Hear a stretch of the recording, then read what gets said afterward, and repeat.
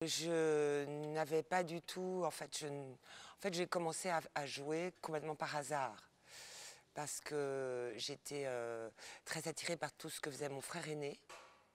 Donc je suivais un peu partout, enfin quand il me laissait. Et du coup, lui, il était dans un atelier théâtre à la MJC du village où j'ai grandi.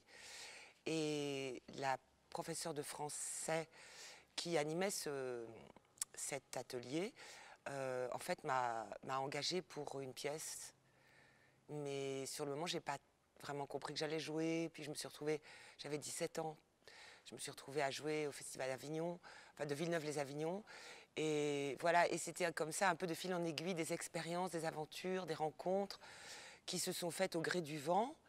Et où moi, je cherchais mon cap, mais je ne prenais pas tout ça au sérieux, vraiment. À un moment donné, j'étais attirée par la scénographie ou des choses comme ça, mais aussi bien par la philosophie ou les lettres. Enfin, c'était tout à fait provisoire.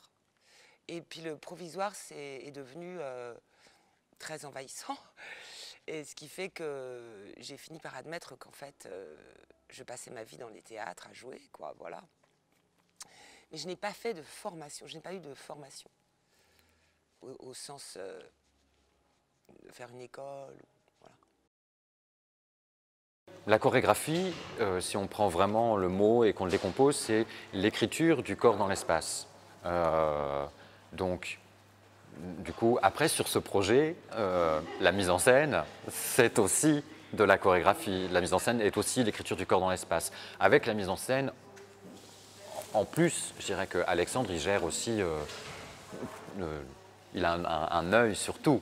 Et voilà, moi, je n'ai pas forcément à m'occuper. Forcément, ça me parvient quand on regarde des filages, etc. Donc, après, on peut en discuter entre nous.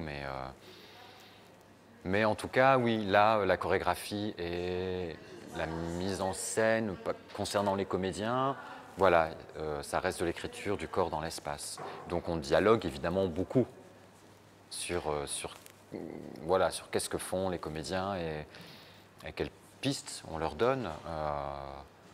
Pour travailler. On a beaucoup travaillé aussi à partir de leurs propositions. Enfin, c'est des allers-retours quoi, entre leurs propositions et puis ce que nous. Et puis il y a le langage, trouver un langage commun. Et puis après, ce qu'on peut dire, chaque comédien peut l'entendre différemment et comment il se l'approprie. Et puis parfois, c'est la bonne surprise, il se l'est approprié mieux que ce qu'on pensait.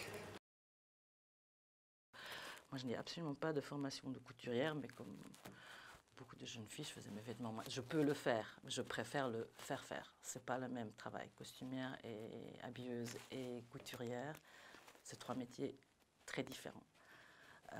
Et puis pour en revenir à mon trajet, donc j'ai fait la mise en scène et à l'INSAS, qui est une haute école des arts du spectacle.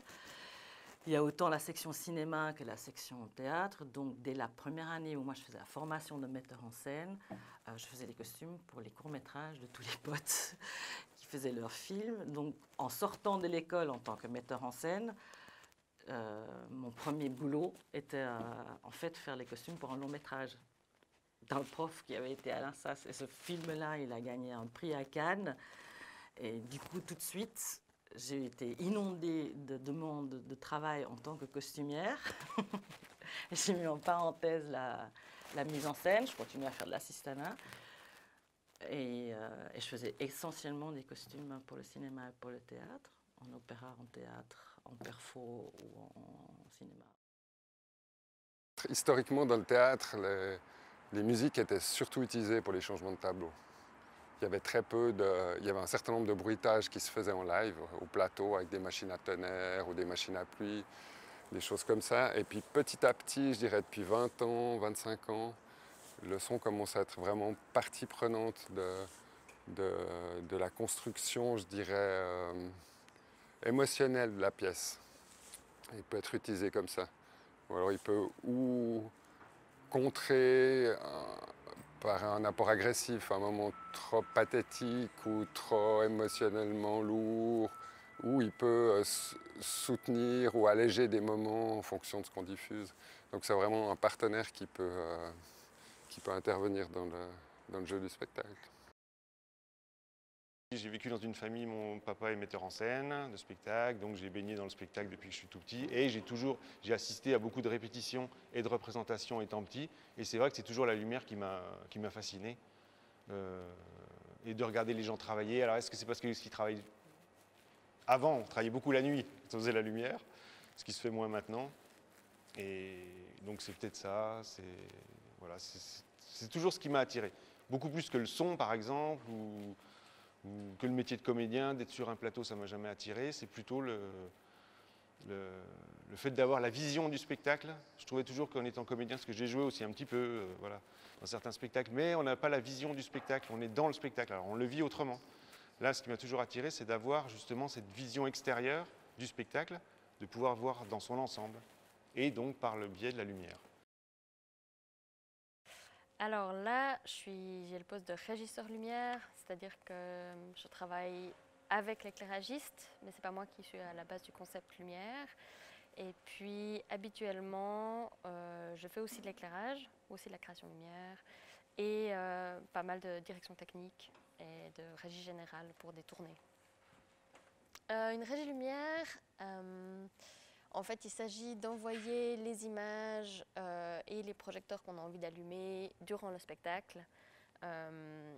Et selon les régies, il y a plus ou moins de travail. Sur ce spectacle, c'est assez chouette parce qu'il y a pas mal de live, c'est-à-dire que je suis pas mal pour l'instant les comédiens dans leurs mouvements. Et puis donc je dois être attentive et je ne peux pas m'endormir pendant le spectacle. Donc